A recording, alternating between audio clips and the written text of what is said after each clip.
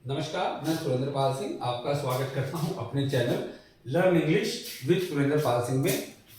मैं अभी तक आपको प्रेजेंट से लेकर फ्यूचर कंटिन्यूअस टेंस तक सिखा चुका हूं। आज मैं आपको सिखाने वाला हूं future perfect tense.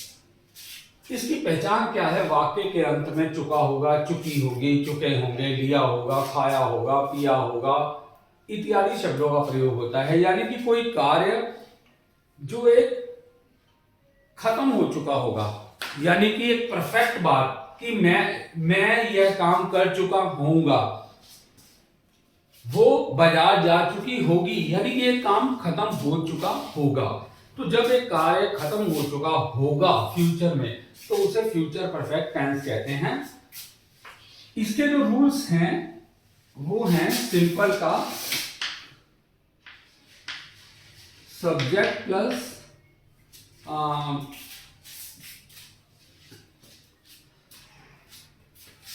Subject plus will shall, will या शैल में से कोई एक, हैव प्लस वर्ब की थर्ड फॉर्म प्लस ऑब्जेक्ट। यानी कि जैसे मैं ये काम कर चुका हूंगा, I will have done this work या फिनिश दिस वर्क। नेगेटिव जब आ जाता है तो नेगेटिव बनाना बहुत आसान है। नेगेटिव हैजर के साथ नॉट लगेगा, बाकी वही रूल रहेगा। Subject plus will oblique shell plus not have. मैं यह काम नहीं कर चुका होऊंगा,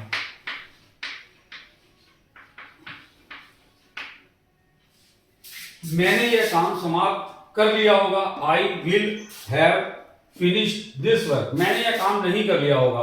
I will not have finished this work. Question वाला interrogative,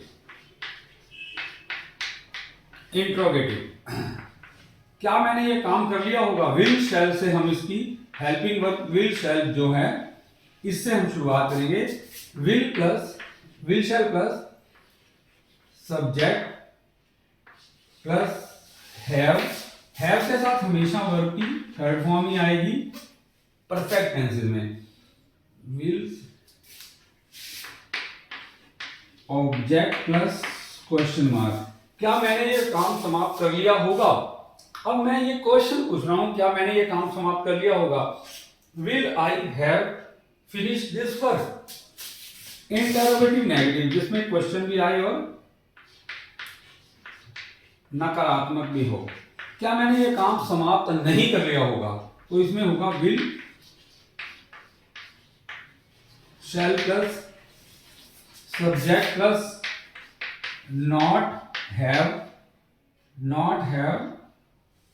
plus third form plus object plus question mark. क्या मैंने ये काम समाप्त नहीं कर लिया होगा? Will I not have finished this work. तो ये देखा आपने कि फ्यूचर परफेक्ट टेंस जिसकी पहचान चुका होगा, चुकी होंगे इत्यादि है, उसके रूल्स क्या हैं? सब्जेक्ट विल शैल हैव का प्रयोग होता है थर्ड फॉर्म ऑब्जेक्ट, मैंने यह काम खत्म कर लिया होगा। आई will have finished this work. बस इस चीज को आपने समझना है।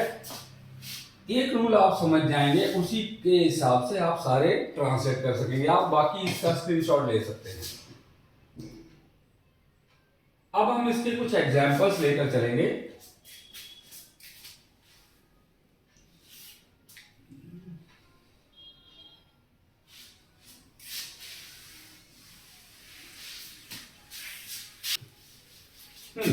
मान लीजिए कल तक मैंने यह काम समाप्त कर लिया होगा। कल तक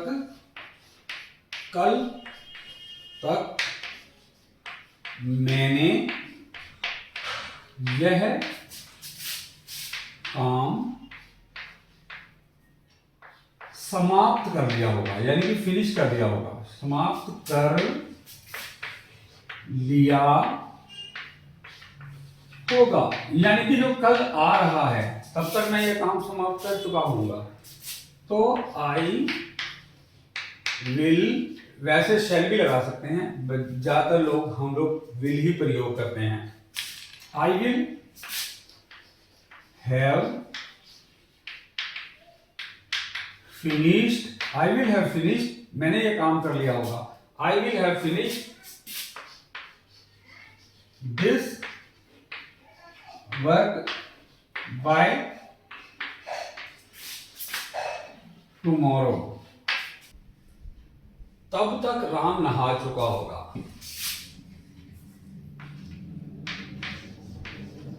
राम विल, नहाना होता है take a bath, Ram will have, take की थर्ड फॉर्म होती है taken, Ram will have taken a bath, Ram नहा चुका होगा, Ram will have taken a bath, तब तक, फ्यूचर में तब तक के लिए टिल देन नहीं आता, बाय देन आता है, बाय देन, तब तक।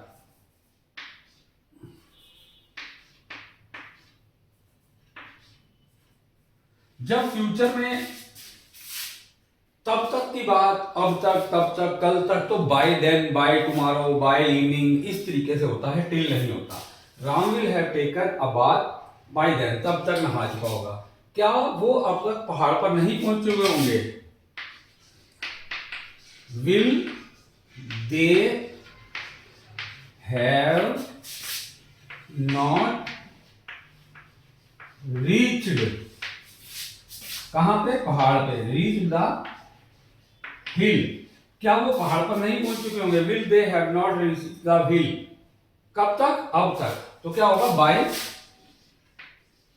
अब के लिए क्या होता है? नाउ, बाय नाउ, और क्वेश्चन मार्क, क्या वो अब तक पहाड़ पर नहीं पहुंच चुके होंगे? Will they have not reach the hill by now. आखिरी जो इसका मैं आपको एग्जाम्पल दे रहा हूं, क्या आज शाम तक हम गाड़ी नहीं पकड़ चुके होंगे? Will we have not, catch a train भी आ सकता है या फिर टेक ए ट्रेन भी आ सकता है। Will we have not taken a या टेकन द ट्रेन, अगर खास बात किसी ट्रेन की हो रही है, आज शाम तक, bye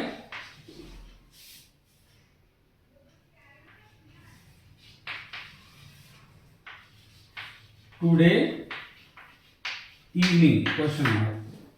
will we have not taken the train by today evening या बाय इवनिंग टुडे, हम इसे बाय इवनिंग टुडे भी कर सकते हैं।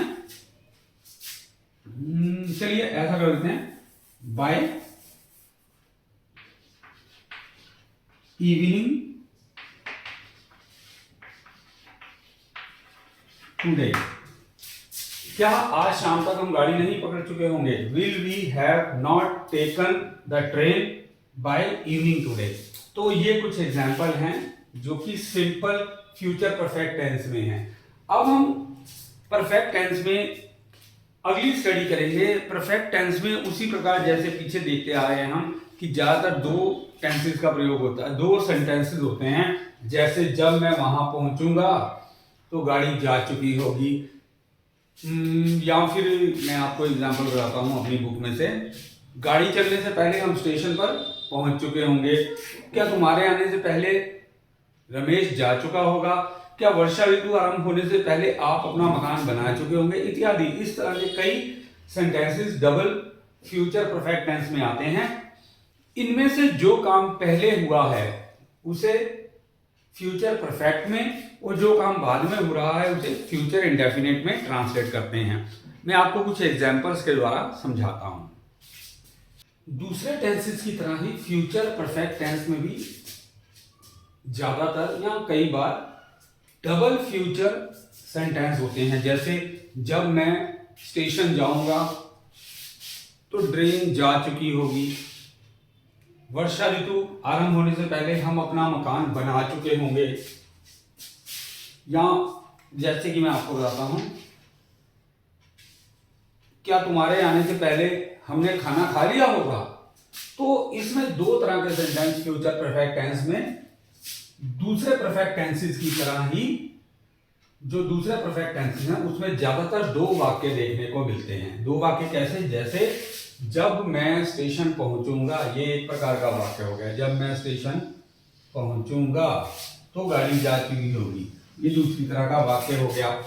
अब देखिए, मैं स्टेशन पहुंचता हूं, गाड़ी जा चुकी होती है। पहले कार्य कौन सा हुआ है, डेफिनेटली गाड़ी जा चुकी है, तो इसे फ्यूचर परफेक्ट बनाएंगे। और जब मैं स्टेशन पहुंचूंगा, ये कार्य बाद में हो रहा है, इसे प्रेजेंट इंडेफिनिट बनाएंगे। तो इसमें जो कार्य पहले हो चुका होगा उसे फ्यूचर परफेक्ट में, व जो कार्य बाद में होगा उसे प्रेजेंट इंडेफिनिट या जिस प्रकार का भी टेंस दिया होगा उसमें ट्रांसलेट किया जाएगा। आप इसका स्क्रीनशॉट चाहें तो ले सकते हैं। हाँ, तो मैं आपको बता रहा था फ्यूचर परफेक्ट टेंस में बाकी टेंसेस की तरह ही दो तरह के मिश्रित वाक्य देखने को मिलते हैं। जब मैं स्टेशन पहुंचूंगा तो गाड़ी जा चुकी होगी, जो कार्य पहले हुआ है उसे हम फ्यूचर परफेक्ट टेंस में बनाएंगे। द ट्रेन, गाड़ी, द ट्रेन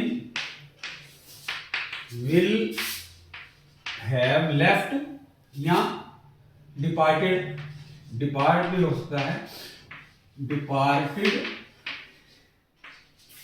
व्हेन आई, अब ये प्रेजेंट इंडेफिनिट में बनेगा, आई प्लस वर्ब की first form. The train will have departed when I reach the station, जब मैं स्टेशन पहुंचूंगा। एक और एग्जांपल लेते हैं।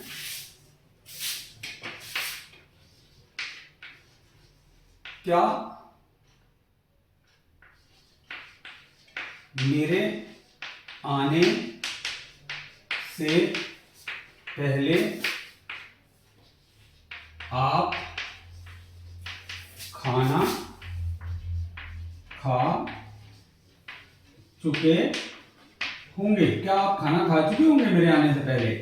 तो क्या आप मेरे आने से पहले, क्या मेरे आने से पहले आप खाना खा चुके होंगे, यानी कि आप खाना खा चुके होंगे, जो ये कार्य पहले हो रहा है, तो होगा will you have eaten the food? क्या आपने खाना खा लिया होगा? Will you have eaten the food मेरे आने से पहले, before I come, before I कम, मेरे आने से पहले। Will you have eaten the food, क्या आपने खाना खा लिया होगा? बिफोर आई कम, जब मेरे आने से पहले। तो इस तरह के सेंटेंसेस डबल फ्यूचर बहुत देखने को मिलते हैं। अब मैं आपको प्रैक्टिस के लिए कुछ सेंटेंसेस दूंगा, जिसे आपने ट्रांसलेट करके मुझे कमेंट सेक्शन में उसका उत्तर देना है। जहां गलती होगी मैं बताऊंगा। बस ये वीडियो पूरा अंत तक देखिए और वीडियो को लाइक और शेयर जरूर कीजिएगा और मेरे चैनल को सब्सक्राइब जरूर कीजिएगा, ताकि मैं आपको ज़्यादा से ज़्यादा अच्छे तरीके से अंग्रेजी सिखाता रहूँ।